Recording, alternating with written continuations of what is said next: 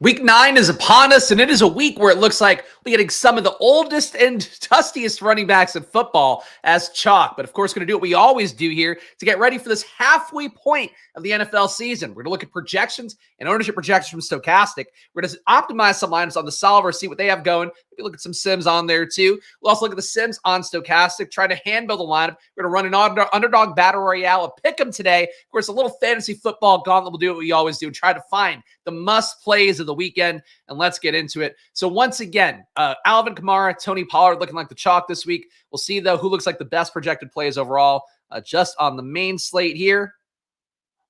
And let's start it off with Lamar Jackson, your number one overall projected player in the week. 22.6 fantasy points, tough matchup on paper versus Denver. High price tag on Lamar, probably not going to get played a ton this week would be my guess. Certainly some bounce back theory there if you want to go.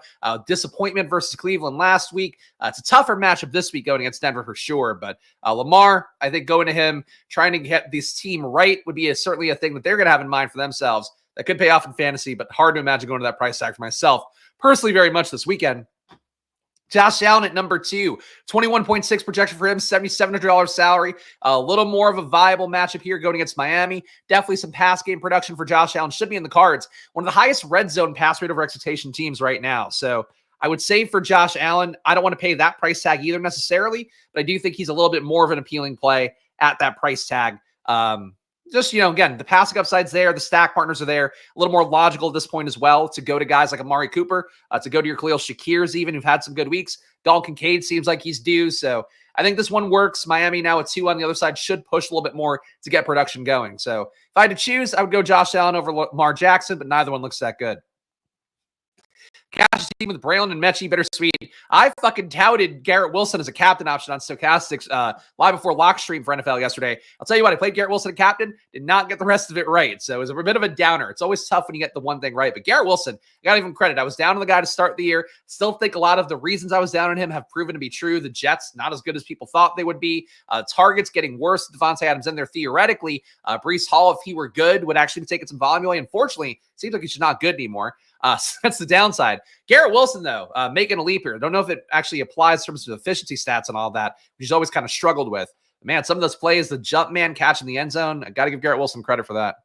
Happy Friday, Squirt Squad. Had Garrett Wilson the captain last night. Yeah, welcome to my world, King.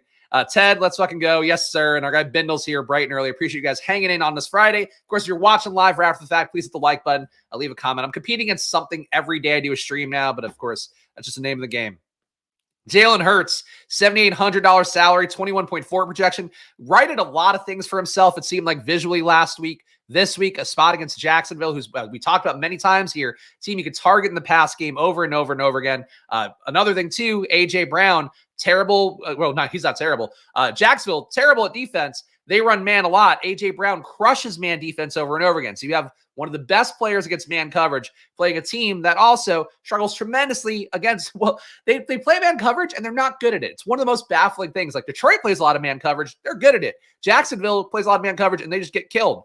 So A.J. Brown should go off here. Hurts, certainly production available for Saquon Barkley in the spot. How many tush pushes you get? I feel like the Philadelphia Eagles, to me, just a lot more guesswork goes into them with how things go, just because of the fact, like, yes, some games you're going to get Hurts not getting the tush pushes, and you'll have Saquon racking up 2 touchdowns because he gets blocked 4 well. He's doing a good job with it.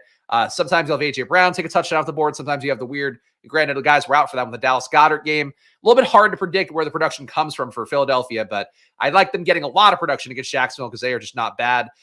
Really not bad on offense enough to not put up production there, but on defense, just no resistance whatsoever. Jaden Daniels at number 5. We got him versus the Giants. The Giants, a terrible downfield defending team. Price tag for Jaden, also a little bit tough.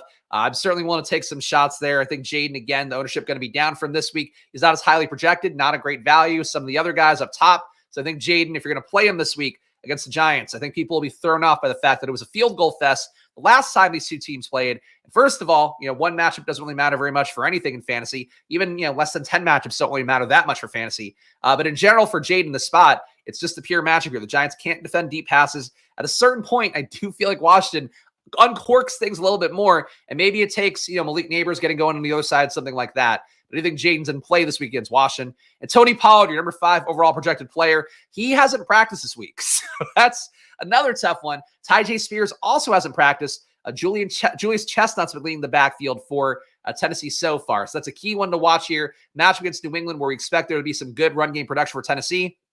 Also in this game, Will Levis might be going. So turns out there's some local reports. I actually saw it in the Fantasy Points Discord from somebody who's on staff there who apparently talks to the Tennessee staff because, they have some legit guys over there.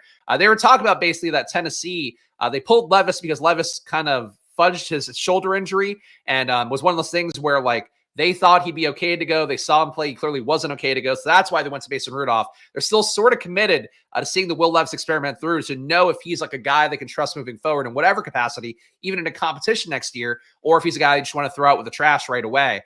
So for Pollard, basically, I think that does impact things a little bit. If you get Mason Rudolph in, Mason Rudolph's not going to mess up that much. He's also going to not add a ton of value in the pass game, especially in a spot against New England where there's not going to put up a lot of points like, let's say, Detroit would have last week. It certainly did. So the offense doesn't get pushed that much. It's a great running back spot on paper, but I would trust it a lot more if it's Pollard instead of Chestnut. And if Pollard didn't go and Tyjae didn't go, Chestnut down here at $4K flat min salary, would think he becomes potentially one of the chalk plays of the week. And with Tony Pollard's usage, it would make a lot of sense if he failed, which is very possible. I don't know if he's a Jeremy McNichol kind of guy for Washington or if he's just going to be crap. I don't have a read on that yet, but I would say he's going to be the chalk. We don't need to go position by position. Your overall top values on the slate here. You got Daniel Jones, the number 1 value, going against Washington. Again, still a defense not that good. Washington getting more pressure. As I mentioned a few times here, pockets collapsing on QBs a lot more, which you kind of see visually in games going against Washington. So Daniel Jones in this spot, top projected value. Don't mind it. Certainly a situation with him where if it does run badly for him, you could see him get yanked at some point for Drew Lock. Potentially, we're getting closer and closer to that. It feels like week to week. Media every week asks, hey, is Daniel Jones still going to be your starter? Every week with Brian Dable, and he tells them, yeah, he's our starter. He's our guy. At a certain point, that could change, especially if you don't get results against Washington. So I would watch out for that, but a nice price tag on Jones at $5,200. Not mobile as much as you'd want to see. He's not like a Bo Nix play last week, I think. He's just not running enough yet. And may not ever run as much as he did in the past ever again. Geno Smith going against the Rams. Rams got a weird one with Puka Nacua with a knee injury yesterday, so might be okay. He was limited in practice as a result of the knee injury, but Puka Nacua, same knee, hurt again. Kind of changes the texture of that game a little bit. Geno does project well, though. Should be passing a lot against the Rams defense, as we know. Not that good and certainly want to target. Gardner Minshew, a top value. He's down to 4,500. So an interesting thing with DK pricing. We saw it last week with Mason Rudolph. There was some people tweeted me and pointed out was the top sim lineup in the solver last week was a Mason Rudolph single stack with Calvin Ridley. Obviously, the Calvin Ridley part of that ends up being key to win tournaments this past weekend. I would say for Minshew and Rudolph in the spot, if they have one of their outlier receivers hit, like let's say Jacoby Myers gets going, Brock Bowers gets going, somebody here, these guys are priced fairly cheaply. So hard to imagine them having tournament winning upside, but I would have said that about Mason Rudolph last week. Certainly got pushed by the part of Detroit there where they knew they had to put up points. Maybe Vegas versus Cincinnati is the same thing. Cincinnati tends to play down to opponents, though, would be my one concern there. Same with the super chat saying that he's just going to watch later. I appreciate Sammy, of course, one of our regulars here. Appreciate all of our regulars who hit that join button down below for $4.99. Of course, after this video, I do a premium video just for paying members where I go game by game looking at my advanced analytics, my data sheet here, and try to highlight some of the key matchups on that. But overall here, the value add, Discord, data sheet, and of course, supporting the show. I could not put on the show every month or every week, rather, without having people here supporting every month. So please, join down below, hit the like button, subscribe. And of course, Stochastic, 15% off. That does support the show directly. The affiliate links, the solver, Stochastic, all that down below. Underdog as well. Please check those out. Jameis Winston projecting pretty well as well. Tough matchup on paper versus the Chargers. Jameis drops back enough. There could be some utility here. Would expect this to play down. I think the total in this one is not that high. Let's see. You've got 22 implied points for the Chargers. 1.5 point. Wow. 1.5 point favorites against Cleveland. I don't know if I agree with that. I kind of leave this one as a pick 'em, I think. But Chargers, 22 implied points. Cleveland, 20.5 implied points. So not a high total here. Not that it was versus Baltimore last week and Winston got there. But do expect this to be a tougher matchup against the Chargers. They've actually been pretty good on the year and pretty much every facet of the game. All right. Those are your top values right now. Anything else to look at here? Let's just go to ownership. We'll see some more of these guys at the prism of the Sims and all that coming up in a moment. Let's see what we got in the ownership front. Updated 16 hours ago. Eddie loves the Squirt Squad. I appreciate that, Eddie. All right. Did they update their tables? What's going on here? I'm in another tab, just making sure it's loads. Okay, here we go. Loaded a little bit weirdly while I was looking at it. Okay. Alvin Kamara, expect to be the chalk play of the week on DraftKings. Nobody crazy chalk, it looks like, in terms of ownership so far. But 22.8% ownership for Alvin Kamara, 22% for Tony Pollard, 22% for Chuba Hubbard. I don't know that I see this one. I guess I think he did win the Millie Maker this past week. Interesting video, by the way, guys. If you use stuff like Stochastic Sims, the Millie Maker winner did a video, like a 15-minute video. My pal Lofty over at Stochastic would recommend checking that out. It's on their channel. Basically, he talks about how he used the Sims to win the $1 million and had like an interesting process where he'll run the Sims normally. He also uses their boom bust tool to try to get ideas of leverage. And that was how he got on James Cook as a fade of Breece Hall. He then would massage the Sims in a particular way where, like, run the Sim normally, then go back and dial some guys up, dial some guys down accordingly. That was an interesting video. So if you want to get better at those processes, obviously that guy was maxing out too. So it wasn't like some hero story of somebody putting in one entry and winning it all. But for you guys out there, if you want to get better at Sims, that video is an interesting way to see somebody actually tinkering the process and spelling it out a little more aggressively than sometimes people do. Drake London, your number 4 chalk play of the week going against Dallas. Dallas's defense, by the way, has quietly become one of the worst in the league. Obviously, you've seen probably some of the highlights on social media this week. Trayvon Diggs yelling at media and stuff, then making up because he realized what the team probably made him do it, but also like just a huge asshole about it. Dallas's defense is like dog shit. So going to Drake London, I wouldn't mind this week. Mooney seemingly can thrive just as much overall in these kind of spots, but for Atlanta, 27.3 implied points. Dallas on the year, one of the worst teams versus the run, 0.14 EPA per rush. Not good versus the pass, 0.07 EPA per dropback, 0.08 EPA per pass. In the red zone, they're giving up really the worst red zone defense in the league, 0.45 EPA per red zone rushes, 0.31 EPA per red zone passes, and they're not stuffing the run well. I would expect Atlanta, if Dallas does anything, I think CeeDee Lamb with Atlanta is an interesting play this week. So I'll highlight that here because Drake London, he's fine, but like just playing Atlanta overall, I do think is something that's worthwhile because they're going to push enough on their end. And Atlanta certainly has the ability to put up a lot of points if Dallas does push them in a way that they have to actually score. Chase Brown at number 5. Not sure I get that one. Let's see. Is Moss out? Zach Moss is in projections. I mean, the workload shifted a little bit, but I don't think it shifted that much. But Chase Brown does have, he's got less red zone work. I don't think this would be good chalk. I like Chase Brown. I like this is best ball season, obviously, but 17% Chase Brown, I don't love that. I'd rather have 17% Bijan, even with the price difference here.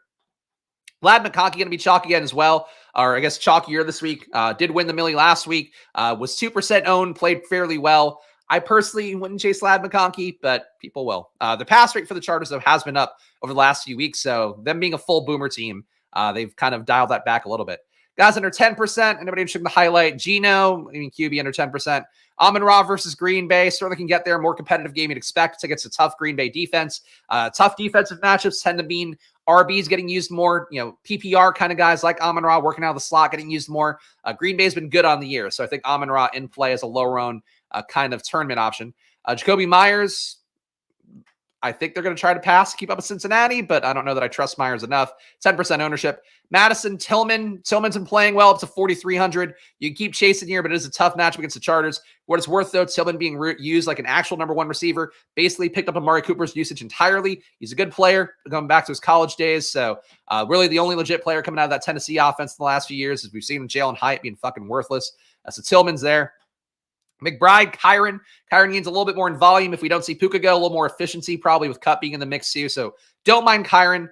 Interesting plays down here, honestly. I think it's one of those days or one of those weeks rather. AJ Brown at 8%, Achane at 8%. You got a lot of options down here if you want to get away from the chalk. So look, Kamara, Pollard, both in really good matchups. Kamara in particular going against Carolina. But we know how it goes with chalk. You know how it can be in these, especially these lottery style tournaments. There's a lot of credible cases to move away from these top guys, and chalk RBs here, 5 chalk RBs of the top 6. So it's a lot of RB ownership condensed there. Let's go to the solver next. Let me see. Am I logged in? Just make sure this works. Okay. All right. Logged in on the solver. Let's go to NFL. Let's see what we get here. I'm not really chasing the Jayden Reed stuff as much. I feel like that just keeps, people just want to keep doing it. I've done it too a few times, so I'm not mad about it. But I don't think he's a for sure play. Dobbs has really proved himself to be, since he complained, he's now the alpha targeter in that group. So you can play Jaden Reed. Like, I'm not going to spook you off of Jaden Reed, but like, I don't think he's like a sexy play at 4%. He's a fine enough play. There's a lot of good plays under 10%, it looks like. Chase Burrow seems like good leverage if Brown's going to be that popular, I guess. If Higgins is out again, sure. Honestly, Chase was so disappointing me last week. I'm not dying to go there, but are we talking about Jamar Chase or Chase Brown? But either way, honestly, neither of them appeal to me that much. I think there's a good shot this game ends up ugly. Where's the total at? Cincinnati's got a high total. Cincinnati's got 26.8. I don't think it should be that high. Vegas' D isn't good, but like Cincinnati just plays down to everybody. They only play up. And even then, they didn't play up to Philadelphia. They just got their ass kicked last week. I don't know. You could certainly play Cincinnati. They're not going to be terribly owned. 6% ownership for Chase, 6% for Burrow. Higgins expected to go right now by Stochastics projections. He's at 6% as well. You could do it. You could do it. It's not the play for me, but I get the logic. Wide receiver smash against the Lions. It doesn't matter. It doesn't matter. It's not, DVP shouldn't be a part of your process in anything. If anything, you're throwing yourself off things. Use it to know what the field's going to play, but like you shouldn't care about how wide receivers produce against the team in terms of like their counting stats. The reason receivers produce against Detroit is because they're always in like negative game scripts for their team, where basically they have to pass from behind. So it's not really about like, oh, Detroit gives up a lot of production. Detroit actually limits production greatly. One of the most efficient defenses in football right now. So yeah, I wouldn't go chasing that. Anyway, your cash game line, if you were to play a cash game at 11:18 a.m. on a Friday at East Coast, Geno Smith, Alvin Kamara, Devon Achane, Drake London, Chris Olave, Jacoby Myers, Mike Gesicki, Chase Brown, Cardinals D. So Solver wants you to get some Bengals in because, again, high total for that team. Touchdowns theoretically have to go somewhere. Honestly, wouldn't shock me, though. Defensive touchdowns versus Minshew, I think on the menu. Besides that, though, you're getting 100% Kamara in every lineup, 100% Gesicki in every lineup, which shocks me. $3,100 price tag, 10-point projection. He works, but Gesicki's not going to play as much in a game script where they're not playing from behind. So I don't know that Gesicki's actually a good play here. Check the snaps from last week. Gesicki got 31 snaps last week. Eric All got 24. Yeah, I think it's just a game script thing. Like, you would have to play Raiders, somebody scoring points to play Gesicki, which I guess this lineup is. But like, Gesicki doesn't get work unless they're playing from behind, I think. So I would really have a hard time Gesicki in cash. I get the logic with the projection, though. Bengals need T to draw coverage. I know he's projected in, but I'm holding off because they have a short week and play Baltimore Thursday. Yeah, I mean, look, I don't think they pushed themselves to the limit in this game. That said, like, the Philadelphia game was so embarrassing that maybe you do push it a little bit harder. I don't know. I just don't see it with Gesicki. Naked Gio, this is just a cash game. This isn't stacked up. But yes, this would be the top projected lineup right now. Olave, 100% of lineups. I love Olave this week. If the solver is going to push him, or ETR's projections are going to push people onto Olave, kind of want to be there a little bit less. But you're getting Olave and Kamara in every lineup. So if you were to fade the Saints entirely, that'd be a way to do that. I suppose you could play your Juwan Johnsons, your Taysom Hills and all that. But you're not, I don't think you want to load up on Kamara and Olave. Olave is one of my favorite plays in the week, for the record. Took him in the fantasy points prop column, which I also should probably link here if you guys want to check it out. Apparently my fucking promo code doesn't work on fantasy points. Somebody told me before here. So that's not my favorite. But let me just grab it real fast so I can link it for you guys. But anyway, I do have Olave. I think his anytime touchdown was at, I want to say plus 150. It was a little bit lower than it should be. So I like Olave in general, but if he's going to be in 100% of lineups this week, that's probably not what I'd want to do. Oh, good. I have to log in to fantasy points. I swear. Can I just get a link to fucking shill, please? My premium article. They've paywalled me. Don't paywall me. I'm only good at free content. I don't want to be behind a paywall. Anyway, there we go. Fantasy points, prop bet for week 9. It's now in the chat. Check it out, especially if you have a fantasy points account, because you have to have one to read the column. Drake London, 100% of lineups as well. So your 4 guys coming up in every lineup. The chalk according to ETR data. Kamara, Gesicki, Olave, London. So cash game wise, these guys should all be in a cash game lineup, I would think. But tournament wise, they're going to be a little bit overrepresented, unfortunately. Let's see. All right, let's see if we can build. They have Sims ready? They do have Sims ready. All right, we'll build some solver. Let me build 250 here. put in boosts for correlation. Of course, that was just an unencumbered crunch or solve, I suppose, if you want to call it that. But basically, that was meant to look at more of the projection math. This will tell us more in terms of like regular lineup builds. So let's use ETR's variance. We'll build 250, simming out to the top. Sim lineups are on the solver. Of course, we'll do stochastic next. Battle Royale as well coming up. Pick 'em. All of that coming down the pipeline here once we build some lineups. Hurrah! We love the process of building lineups live on stream. Quick plug, though. Basketball today, of course, been a killer week. For a first week of content, I've gotten like everything right on Splash Play NBA this week. So put up, really on all the content I did yesterday, really hoard for James Harden everywhere. Felt good about that. Trae Young the other day. It's been a good week of content. So please go check out at Splash Play NBA. Tyrone Tracy probably not going to play coming off a concussion. He's limited. Don't think he goes. If he does go, it's fucking insane. He shouldn't be going. But that doesn't matter if he's not going to play. But yeah, Splash Play NBA, at Splash Play NBA. Check it out. 4:30 today. Usually going at Monday to Friday at 4 p.m., but going to go 4:30 today. Might start a little bit earlier if I get back early enough, but I have to go to the kids' little Halloween parade, quote unquote, where again, the kids just strut around in a parking lot at his daycare, but got to go for that. Didn't get to do trick-or-treating yesterday, so got to do the one side of parenting at the very least. This is fucking slow. I wish I was 250 not done yet. I stalled so gracefully. Robert from the turn on a heater because of the Splash Play NBA channel. I appreciate that. Some squirts. Tyler, appreciate you being here. Love all of our Tylers, big and small. I don't know which you guys are small. I don't know which you were big. I think Emo Cowboy Tyler is big. In a good way, He'll appreciate that. I don't know if anybody else will. All right, we got 5 more lines built, and then we could sim it out, and then we have to wait a minute for the sim to run, but that's fine. I know you guys love the solver. You want to see it. Even though you guys don't fucking sign up for the solver, by the way, at the same rate of stochastic. Two great tools. I mentioned a lot here. You want your hand on the wheel? Then great. That's going to be here on the solver. You want to just lay back and kind of let the sim do the work. You want to lay back and let the sim go cowgirl mode on you. You can do that with stochastic. So that's a trade-off here. With the solver, you have to build your initial optimization set. So I like the solver for sure, but that's it.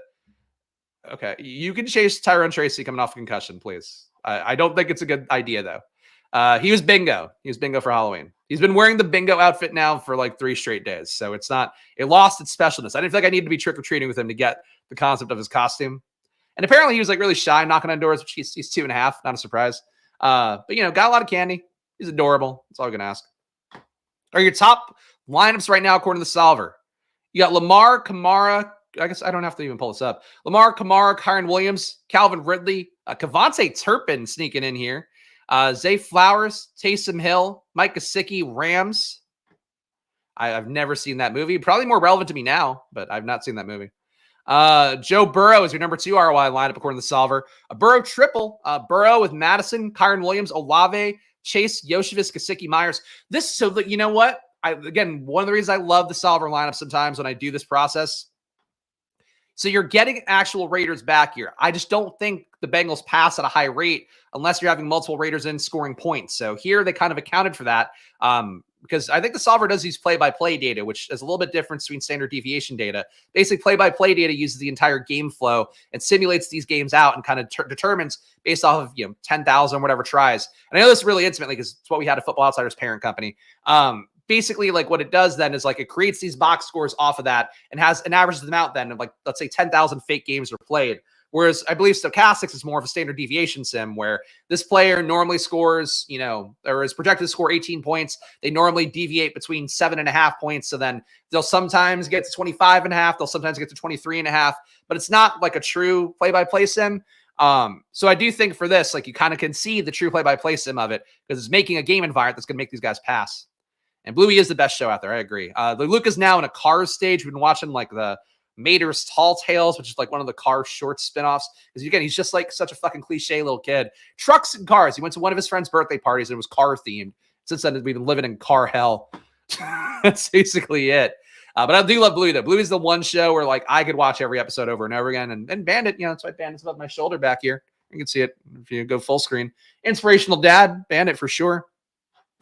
Your number 3 ROI lineup, Matthew Stafford, Nick Chubb, Kyron Williams, Drake London, Chris Olave, Turpin, Mike Gesicki, Cooper Kupp, and Titans D. So double stack of Rams, no bring back here. They don't really need a Seattle guy to push them to have the production. So I could live with that. Daniel Jones, your number 4 ROI lineup, according to the solver. Daniel Jones, Achane, Chase Brown, Tyreek Hill, Turpin again. Turpin sneaking in. Why Turpin? Receiving core has been shit. Turpin played 14 snaps last week. Whatever. I mean, he could score a touchdown. I don't think that wins you anything really, though. But hey, it's noteworthy. It's coming up. Neighbors stacked up with Daniel Jones. No bring back for that. Probably don't need one. Gesicki, Kyron Williams, Cardinals D. Number 5 ROI lineup is a Minshew one. Minshew with Kamara, Bijan Robinson, Drake London. Again, expect them to kick the Cowboys' ass. So really don't mind that combo there. Chris Olave, Jacoby Myers, Gesicki, Connor Giants. Like Myers this week? Yeah, it just depends. It just depends. Hit a couple parlays at the NBA picks. All right, yeah, look, unders are good. The unabated tool is a really great prop tool. I really have to give them credit. Odds Shopper does a great job as well, as I mentioned. Odds Jam, I think, does a good job. I've heard a lot of more negative stuff, and I don't have to speak positively about them anymore because they're not a partner for my startup, probably.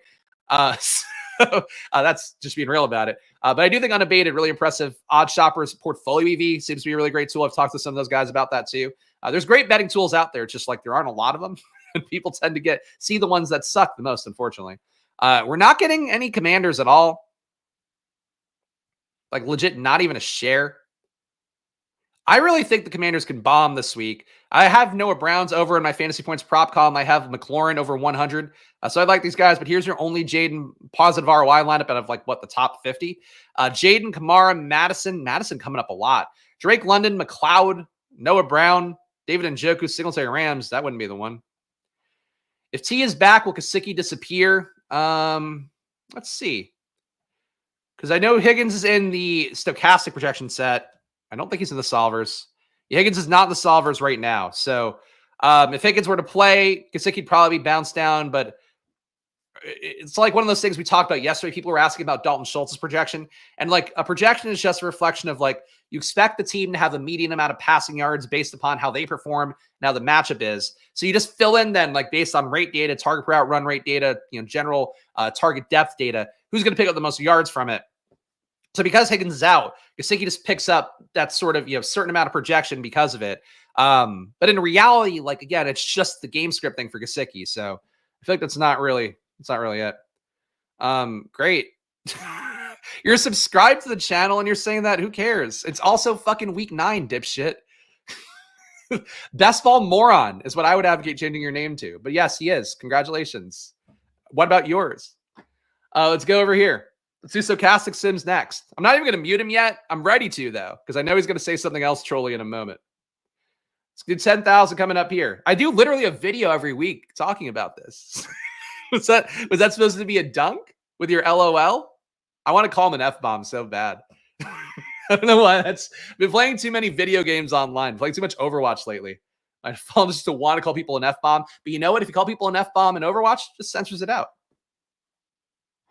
Honestly, I'm sure he'll be doing fine. I don't know. I guess week 16, we don't really know. But I'm sure he'll advance fine. It's it's not really a competition for advance rate. I couldn't care less about advance rate for real. It's really an important thing. But, people don't get it. The Twitter people this year, and it gets worse. I say it a few times, every year with best ball, so many angry Twitter people who think that having a good advance rate in week 8 and week 9 is I've made it. I've conquered best ball. In reality, you've advanced, you're doing well in the chalkiest year possible. We're also, frankly, some of the worst 0 RB picks have hit in a major way too. So yeah, it happens. I don't know. But I think he really thought he was going to get me on that. Just gave me something to fill time while the sim runs. Got lucky drafting Rashee Rice 5 times, would have buried him. I mean, I didn't draft Rashee very much either, so that's fine. Twitter just sucks in general. That's why I haven't tweeted in years. I only tweet replies to people. It's not fun being on there for me. I should be doing it more as a content creator, especially trying to build new stuff. But do I need people like this guy? I don't really need them. I don't enjoy talking to them. So why would I? Let's go 33% to first here when you run the Stochastic Sim. As people on Twitter paid you to say dumb things. I mean, I feel like they kind of do. they pay people to engagement bait stuff, stupid things, which, you know, it's not for me. I enjoyed Twitter back in the early days. Like I actually made some friends off Twitter when it first launched and whatever. And I enjoyed it when I was at Barstool and like had like the huge audience. But even that, like it got really tiresome to me at a certain point. So more power to people like this guy. I've decided though, like I'm gonna meet this guy in chat because like what's he ever gonna contribute? So I'm gonna ban the guy talking about fantasy flock. I've decided while sitting on it because the sim has taken so long. This is a luxury, guys. Like, I only want people to watch the show that I want to watch the show. So it doesn't really matter if you leave.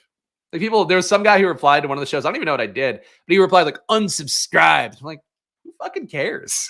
There's always another one out there. If I lost some of our regulars, if I lost Tyler B here, if I lost other Tyler, man, I'd be like, that sucks. It makes me sad that they're not a regular here anymore.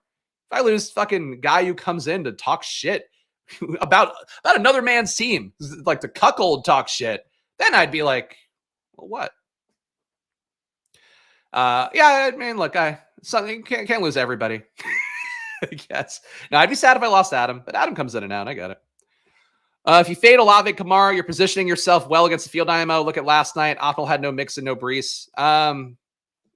Yeah, I don't think I would look at one game sample and make that the thing. That's just general tournament theory. Like, if you don't play those guys, you're then getting away from, not really 40% of the field because they're going to be played together a lot. But let's say like 30% of the field overall. Like, yeah, that's how the tournaments work. So you can do it. They are still two of the best plays on the slate. So you can either play them creatively and like, let's say, lower owned stacks, a Daniel Jones stack around it, a Gardner Minshew stack, whatever bullshit comes up. I'm just kind of saying those as an example. Like that's how you get that down. But in other lineups, like you then don't play those guys. And, it's not really this binary thing. It's all a range of outcomes. It's a spectrum. It's like sexuality or autism.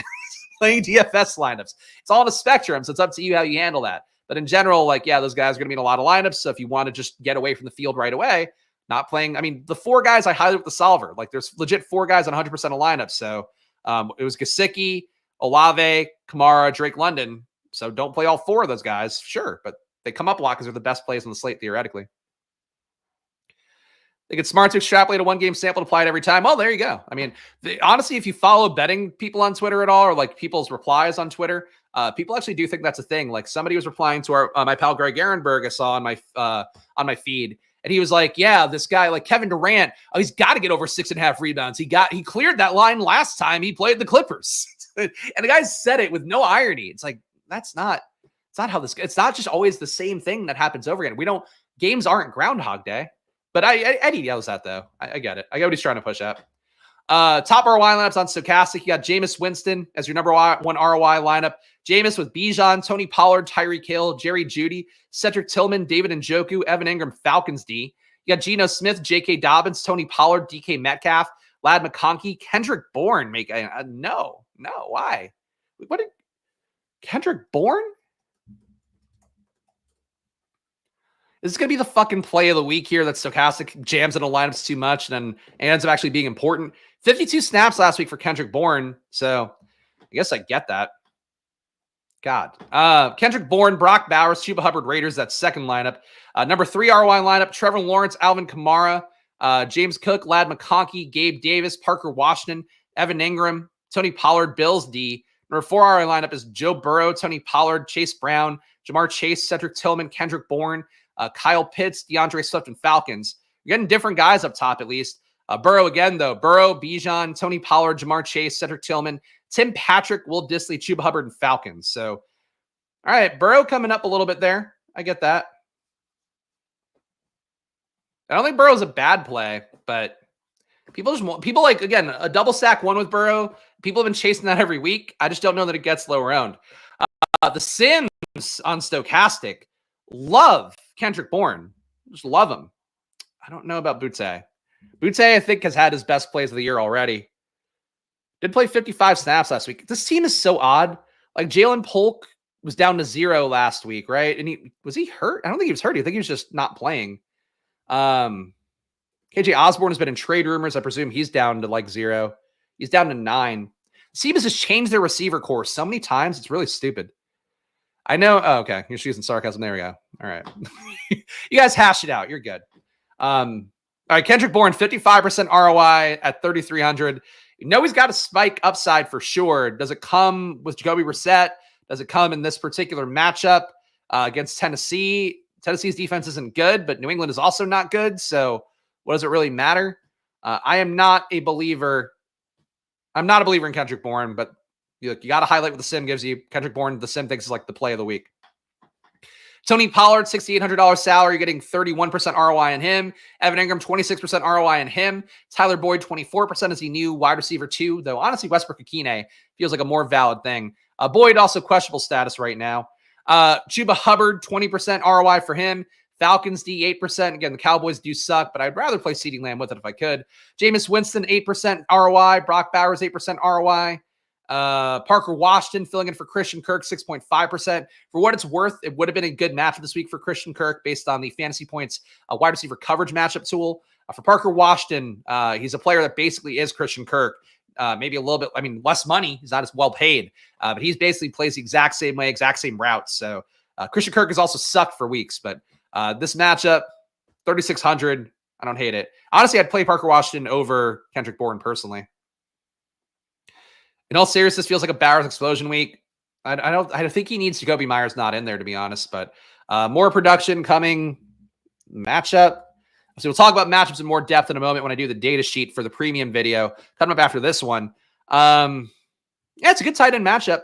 They give up a 17% target rates at tight ends, 0.22 EPA. Slot rate, they do limit a little bit more, which Bowers is getting most of his targets running out of the slot. So that might be not ideal for him.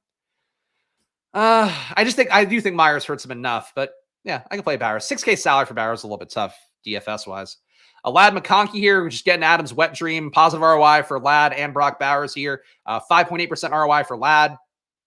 5% ROI from Tyreek Hill. Tyreek, as I've mentioned enough times, hopefully at this point, he's just not the same player as last year. That's why I faded him last week and told you guys, just be careful of it. He basically is being targeted, getting a touch. Less than 20% of the time he's on the field. Last year, that was 30%. So, we're talking about legit him losing 1/3 of the volume he goes with now. So, for Tyreek at number 5, I don't know this bit. And I don't appreciate it. That's what I'd say.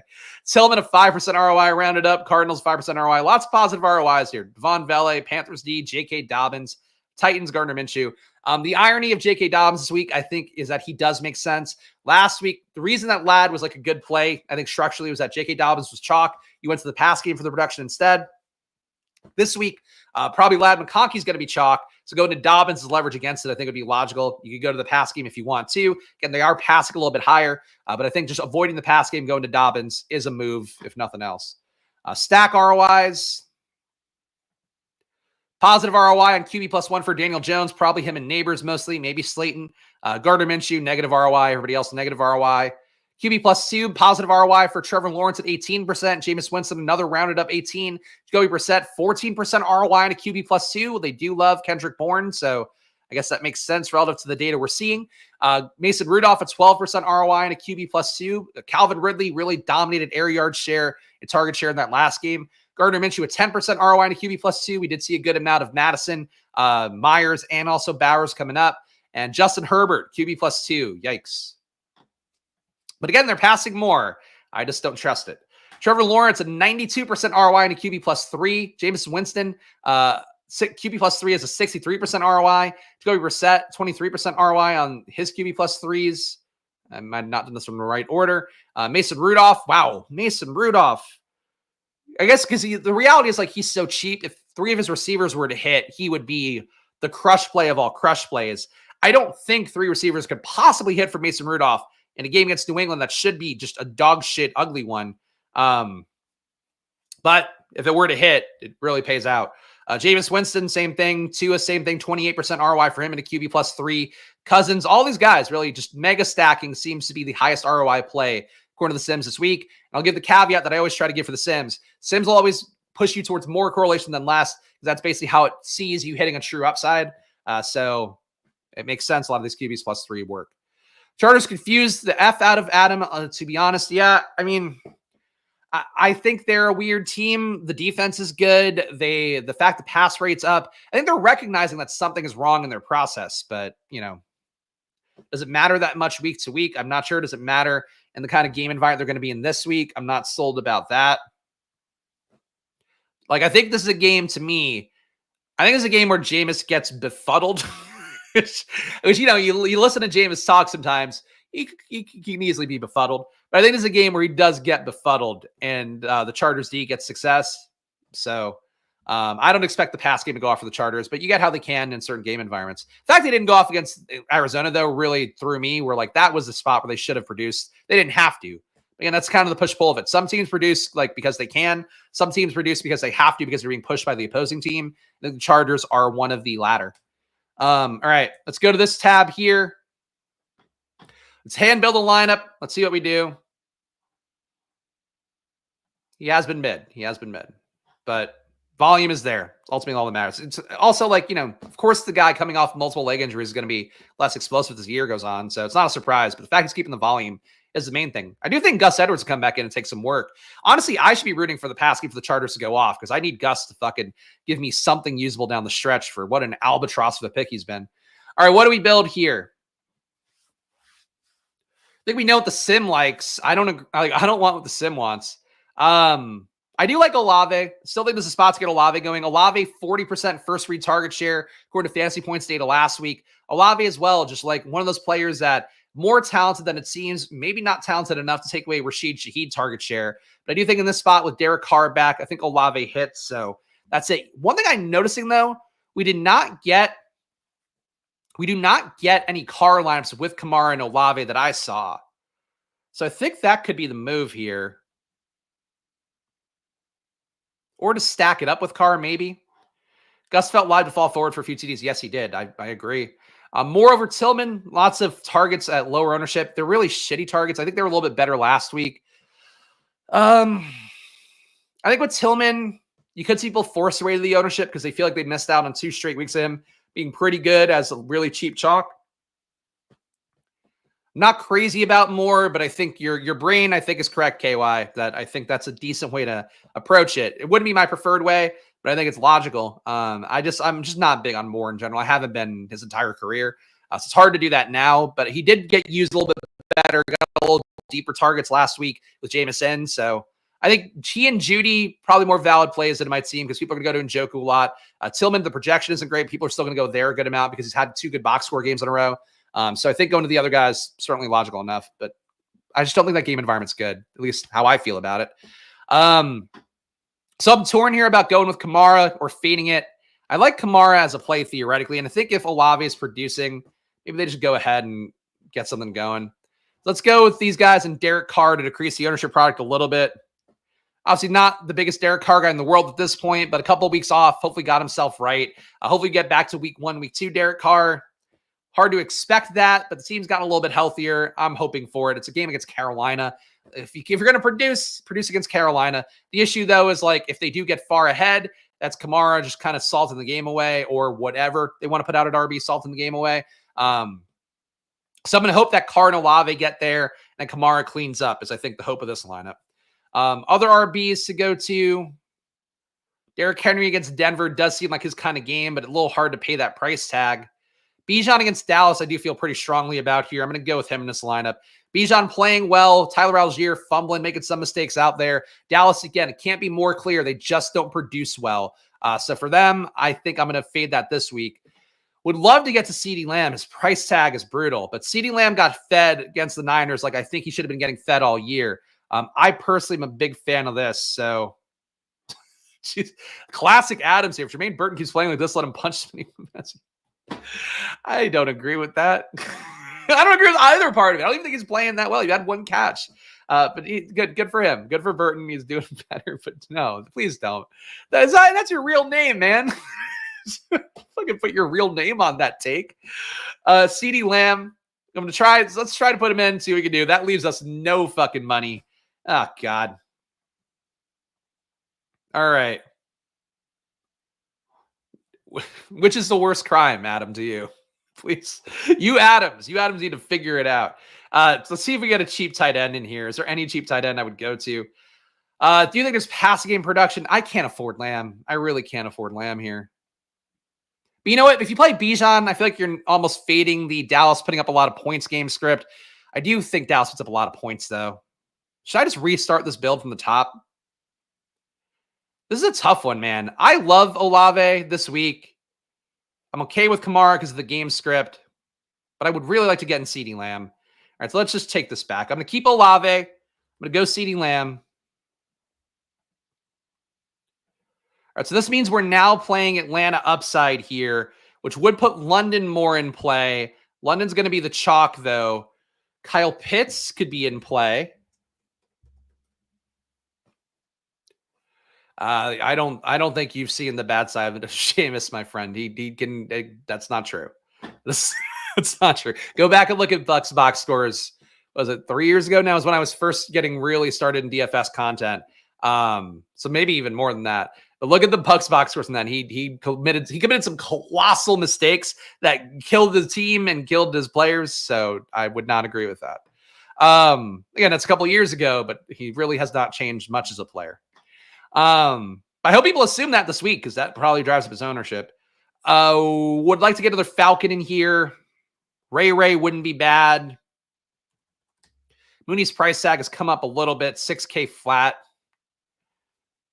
What was Ray's snap count last week? I want shares of Atlanta because Kirk Cousins is going to pass more. If we do get here, Ray's playing 55 snaps a game still. Do we just take the London chalk? I think let's try to build a good chalk lineup here. London with this.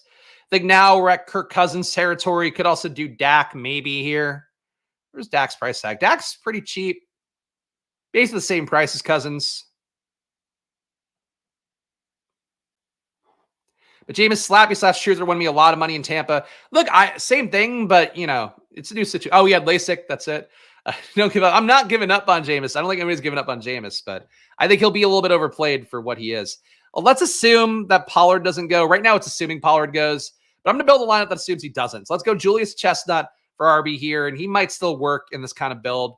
Tight end, god damn, I just got to pay for fucking Gesicki or something, right? Maybe Gesicki and Myers. Try to indicate we're getting more pass game script.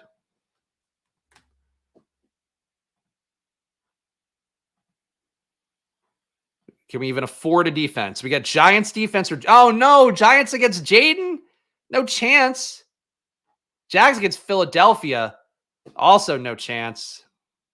I can't go against Jaden. Just Jaden doesn't turn the ball over enough, I think, for it to be a thing.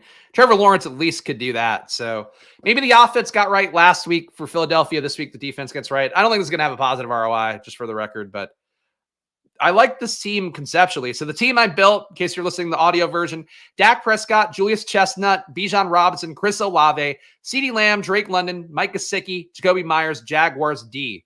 Of course, if you enjoy this process, guys, the sim part of it especially, that's a tough one. No, it never wins. But then again, this is assuming, though, that Pollard goes. If Pollard doesn't go, this Chestnut lineup gets more valid, so whatever. I think Dallas-Atlanta, though, might be the game to have this week. There's a lot of games, honestly. Let's look at this top tab. Like the public, I think, will like Vegas, Cincinnati. I think we've kind of seen that based on the ownership and what the chat's talking so far. Miami, Buffalo, I think it's some ownership. I like Washington Giants. I like Dallas, Atlanta. I do like New Orleans, Carolina, but it's going to be pretty owned, obviously. And Carolina has to put up enough production to make it a shootout, which is a question mark. I like Jacksonville, Philadelphia conceptually, but the prices are tough. Chicago, Arizona, going to be unowned. Feels like a gross one. These games, I'm okay with these games. Those are the games I like the most. So we tried to do it. Let's live with the negative ROI. Let's go to the Underdog Battle Royale streets next. I hope that guy hope Best Ball Monster doesn't come back on a different username to point out things I've already pointed out about my advance rate. Let's go to the Battle Royale. This week, $7 entry fee, 40K to first place. Let's pop that in here. Take down 40K. Of course, why would it know my location? I'm only in the same location on a wired internet connection. Let's make me earn it every week. All right. Why do they bury the fucking Battle Royale? There we go. There we go. We're in a Battle Royale. Let's see what we can do. Again, really would recommend for you guys, if you're getting deep into the Battle Royale, I would watch a couple things. I'd watch, number one, Davis Maddock does a good stream every week with Brick and Nerdy Tenor doing some sim stuff, in particular sim stuff around Battle Royale. So I would say going to that would be a good piece of content. Pete's video on the Deposit Kingdom at 4:30 p.m. Eastern every Friday. One of the more worthwhile videos of the week. People have won Battle Royales. Pete himself has done really well in some of those tournaments. People have won, though, based off of just like his takes on the video. So I'd really recommend checking those two videos out if you want to get better at Battle Royales. The main thing is that you're trying to find unique combinations. So let's say if you have the 101, you don't take CeeDee Lamb, you don't take Kamara, you take Jamar Chase maybe. But even the act of not taking CeeDee Lamb will get you off the beaten path a little bit. That's one micro example. If you then didn't pair CeeDee Lamb, like, okay, you don't take CeeDee Lamb, you take Kamara. Then on your second pick, you reach down a little bit and take Josh Allen, Jalen Hurts, Achane. It'd be a little bit more unique for that. So that's sort of the overview of it. And of course, scrolling down at the end, another option as well to get unique. But really, there is a, I wouldn't say a formula to it, but there is a sort of obvious pathway to do this stuff better, especially at volume. If you're putting in one entry like I do most weeks, or a handful, a little bit tougher. Bijan's going to be in half my lineups. I think that's good. Swift is good at football. It's good when he gets the right usage. I know that he's great overall. Good matchup for him this week. Kind of game I would think where, honestly, that game has a faint shot of shooting out. Not a high total, though, for Chicago, Arizona. But Arizona's D sucks so bad. And Caleb drops back enough. Plays there, for sure. Let's see what we get at pick 4 coming up here. All right, so Bijan goes. We do get a little bit of value on Kamara. Soaking up value is another way to get unique on these. Wouldn't shock me if Kamara busts his chalk, but at pick 4, he's normally going at 3. We'll take him. Who flipped? Did Saquon flip? Yeah, this guy reached for Saquon. That's why. People think Swift is bad because they saw some clip on Twitter of him going in the wrong hole. Pause. People love. I think that's not what people think Swift sucks. People think Swift sucks because they like full-throated yelled for him for a few years, and he kind of disappointed them in 2 straight spots in Detroit and then Philadelphia. And then to start the year too in Chicago, like people were like, "Oh, see, he sucks now." It's really just I think people getting like people with players get like fucking ex-girlfriend mode where like, oh, like this guy hurt me before after I really believed in him, and now he'll never be good. It's like in reality, it's just all situations, all opportunity, all age, all where these guys go at certain points. It's a little bit of take lock. And look, take lock is sometimes hard to beat off. Like, I'm sure I get it sometimes with players too. I know Washington. I've played a lot more Washington DFS than I should this year because I believe in the concept of them and I believed in it more in best ball. Not really the best way to approach things. But I think when it's more like, oh, this guy, like he's on my no play list. What are you, fucking a toddler? like just play the guy. It's fucking gambling. Shocker. Gambling doesn't work out sometimes. Who knew? All right, so everybody who gets to my spot would probably get Tyreek Hill back. Puka Nacua with his knee injury would get back. I think going down a little bit would not be crazy. I don't know how far down we have to go here. Playing Hurts does appeal to me a little bit here. AJ Brown went already, though. Let's go Neighbors. Let's go Neighbors. I might be setting up some Giants Washington stuff. Neighbors, by the way, though, like he's either going to crush this week or he's now a completely different player than he was the first 4 weeks of the season, is what I really strongly feel about Neighbors. Because like he's still getting enough targets. He's had a couple tough matchups in a row here, I think, for the Giants. So you could give him some grace coming off the concussion. But like he's got to go off here. And it is a game against, his pal Jaden. Like these guys are, legit friends. They had a bet going initially about who's going to be rookie of the year. It doesn't look great for Neighbors at this point. And they probably still have it, even though they said publicly they don't. I think Neighbors gets going in the spot. I also really do like McLaurin in the spot. I think McLaurin has been so close to a big game that I really would like to take some shots in that. Would I play Algier and DK this week? He's been going the wrong way. I feel like some of the mistakes he's made. Check his snap count because I don't know if it's materialized in terms of the actual count. So he's down from his high of 31 snaps, played 22 last week. I personally feel like my eyeball test seeing Bijan is that he's really concentrated the role in a way I wouldn't have necessarily expected. But that's not true snap count wise. Only 42 snaps last week too for him. Terry's been close to exploding like 4 times year 2. I agree. Like he keeps getting tackled at the 1 yard line. Like that's, and I know because I watch every Washington game. I watch every play of every Washington game because I'm so locked into the bet. And I try to watch as much of every game as I can. But like there are some teams where it's like I got to watch every play. McLaurin has been so fucking close, and against the team that can't defend the deep ball, I think you take the shot of the ceiling here. So I do like McLaurin. I don't know what his ADP is here. All right, 24.3. No real values at this point. Let's just go down. T-Mac, Terry McLaurin. I think this line will be unique from the going down a little bit further. How unique? Who knows? All right, we got Kamara right now. Kamara, Neighbors, Terry McLaurin. So some intercorrelation here. Intercorrelation for Battle Royale, especially the big tournament, the Lotto, the big Battle Royale. You don't have to do it. In fact, there's a lot of talk this week. I've seen some of the content out there. People talk about unstacked QBs and how that's more valid for Battle Royales because you're just trying to hit the pure nuts across 6 players rather. So just something to keep in mind here. It is one of those things that I probably need to beat out of my brain a little bit more, but it's hard to do it because I just like these guys a lot. See what Jordan Chan does. Jordan Chan, one of the guys I like in the Badge Bros Hoops channel. I think he's a good guy. Does some good work on Saber Sim as well. He's in here. He's a Badge Bro too. Jordan does some good videos for Saber Sim. If you ever use their product, I would watch all of Jordan Chandler's videos on Saber Sim. Right? Is his last name Chandler? I think it's Chandler. I would watch all of his videos on Saber Sim. Really, very good process guy. He took Bowers. I was thinking about Bowers. We are getting a little bit of value on Devon Achane. I don't know if I love this matchup for him.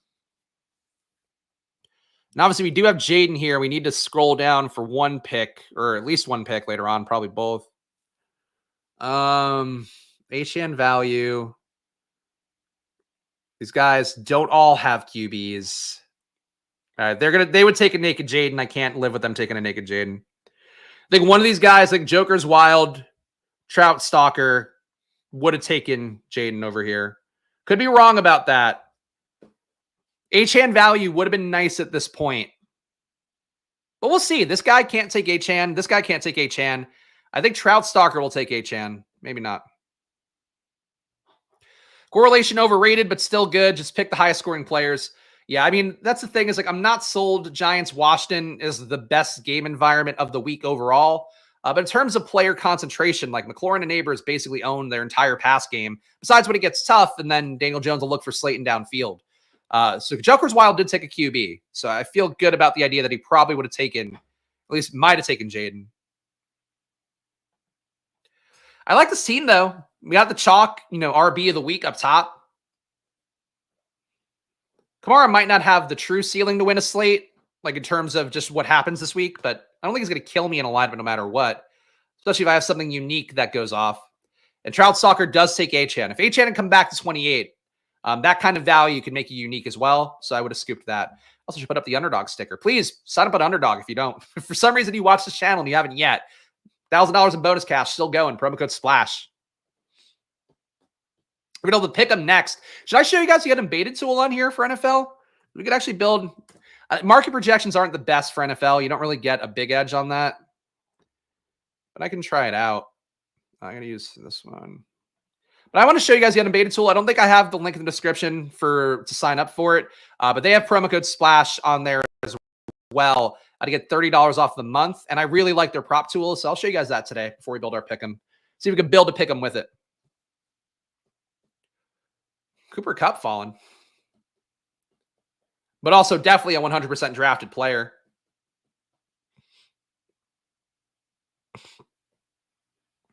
All right, we got 2 spots left. A scroll down RB would not be the worst thing in the world to me.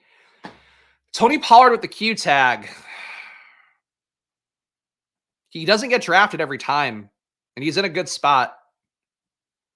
So I am going to go to that. I'm going to go Tony Pollard here. So we got a bet here on the 2 chalk RBs, but this guy not getting drafted in Battle Royales, which is crazy given the fact that he should be like the number 2 projected RB for FanDuel as well. You Pollard on FanDuel behind Derrick Henry, and that's it. So Pollard not getting drafted in Battle Royales because people are afraid of the Q tag. They should be. But you can hot swap to Chestnut then, or Tajay. If Tajay were to play. Pollard not getting drafted. He can absolutely bomb against New England. I don't think he should be at an undrafted ADP, which basically, 34 plus says you're not getting drafted more often than not. I don't think that's functionally correct. Got one more spot left. Obviously, has to be a tight end. I see one that'd be interesting. That's not a full scroll down, but is enough of one.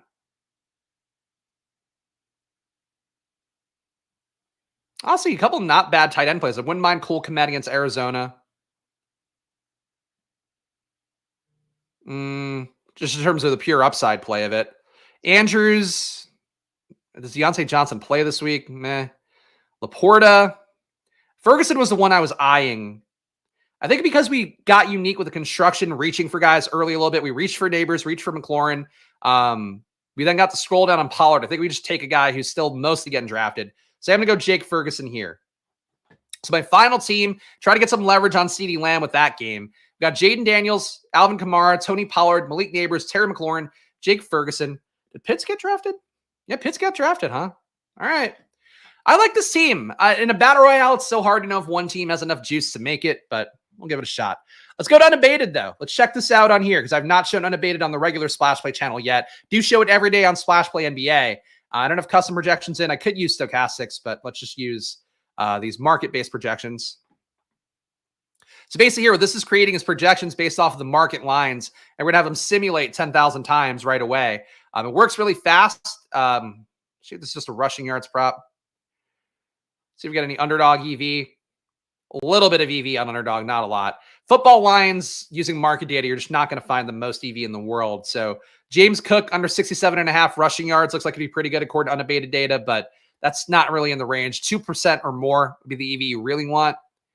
Let's see what else I have. Passing completions.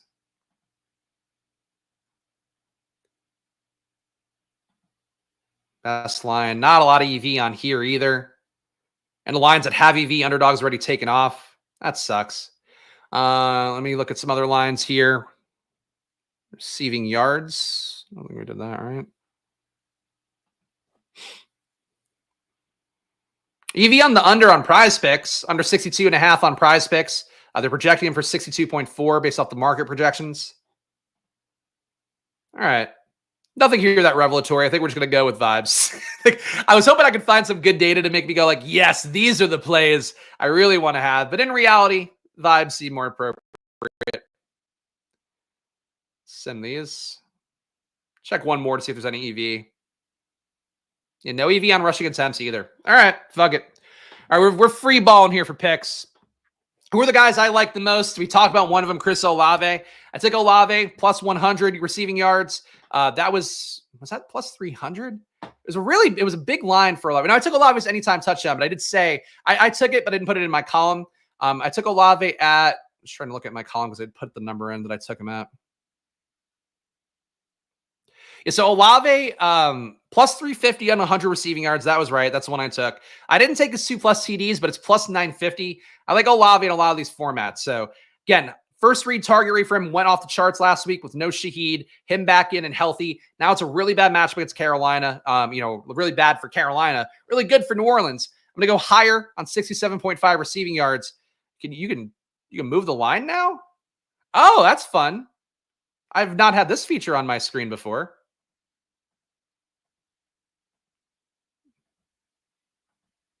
I'd go higher on 99.5. I think he clears 100. Could be wrong, but fuck it. 99.5 higher. Get a 2.01x value on that. We'll go with it. And also for the record, I can't play pickups in PA. So that's why when I see a new feature, I'm like, what? I don't usually have this. so bear with me on that. CeeDee Lamb. Do you think he smashes this week? 92.5 rushing and receiving. I would do the higher on that. I don't know if you're getting a lot of value for the receiving yards, but I do think he gets over 100 again this week. Really felt like the Cowboys coming off their bye last week against the Niners reminded me of last year where they came off the bye and were like, shit, we got to pass, man. like this isn't good. So I think CeeDee Lamb going higher on this one works for me. Higher 92.5 rushing and receiving yards on underdog would be one that I would add to my pick'em as well. McLaurin, I believe in McLaurin a lot. And guess what? I'm going to juice that line too, boys. Now that I know I can do this, we're going to go higher again. Terry could get here in one play for 60. But what about if he gets there in a few plays for 99.5? We're going to go higher, 99.5 receiving yards. I think he gets 100 plus. Let's go there for Terry McLaurin. Got a couple more entries to get in here. Who scores touchdowns easily this week? I'm trying to think matchups. Oh, AJ Brown. AJ Brown's got to be a part of this. Again, man defense matchup for him. He should get there. Longest reception. We got any lower value on the longest reception? I think he gets a 30-yarder, 29.5. Let's add some spice on top. Higher, 29.5 yards for longest reception on A.J. Brown. So we got 4 picks in. Let's do one more. Adam says it's fun. I like that. Do you know an efficient way to scrape DK over-unders on player props into Excel? There isn't really an easy way to do that. I scrape my odds data from team rankings. I don't think they have props, but I scrape like my game lines and updates and whatever from that. They might have props on there. I think Stochastic has on OddsShopper a CSV export of markets.